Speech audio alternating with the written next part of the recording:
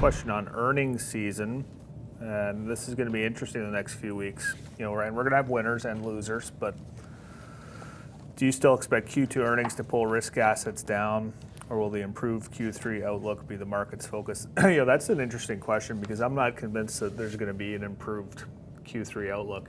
We coming out of Q1, we sort of had that because it kind of couldn't get much worse, right? When these companies are reporting, but now you have a different setup. They have to report reality, which for a lot of companies isn't priced in, and then in the sort of economy, well, not only do you have COVID getting a lot worse, but more shutdowns. So it's almost like you have an incremental, the rate of change is now going negative in terms of... Yeah, like everybody seems to understand the rate of change until it goes the other way. I mean, look at MBA purchase applications. We showed that chart the last couple days. I mean, it was great post-COVID because everybody that wanted to get out of the big city and get a mortgage and buy a new house did, and then it went down. And housing was down yesterday, so the rate of change there has gone negative. That's a good example of something that's gone up and now is starting to go down. Go to slide 50. I'll give you guys a quick teach-in because I think that a lot of the answers to today's questions are self-evident. But because of course, like if I would have said, oh, today's the day due to the fake jobs report, then I'm not going to position for the earnings season. Obviously, you can imagine why I'm chuckling about that. And I'm not implying that anybody thought that. But slide 50. So what's really going to happen here as you start to count down, and again, a lot of what people are excited about are things that have gone away quite literally. So this is showing you what we call the policy support cliff. So it's not just earnings, but it's the people with some short-term cash where that's gone away. So things like the credit card forbearance ending, the auto loans ending. Again, just these enhanced unemployment benefits. It's all over now. As you can see, once you get all the way through July, you basically lose all the goodies. And that, again, there are a lot of stocks and sector exposures and consumer staples in particular where we capitalized on that. Again, we made a lot of money on that for subscribers in stocks like Sprouts. We reviewed that on the call this morning.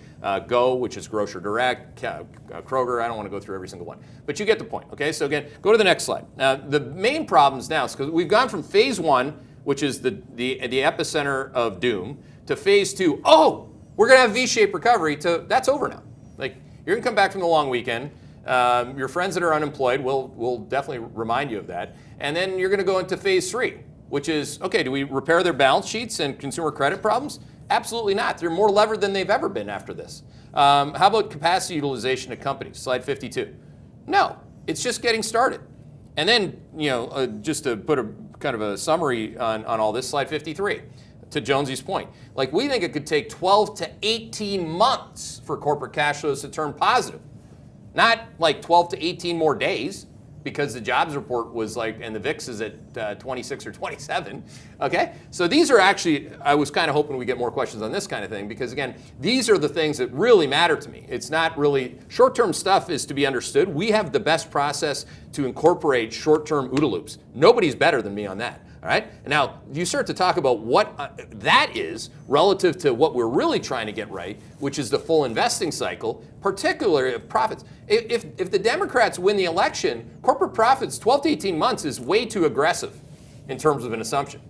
It could be 2 years, more. Okay. So again, these are the big problems that I see. I think it's pretty obvious to everyone who does fundamental analysis. It also insulates some of these moves. Don't forget, you short them when you're up, you get net long when they're down. Trade it. If you don't want to trade it, stay with the asset allocations that we gave you, and that's pretty much all we need to do.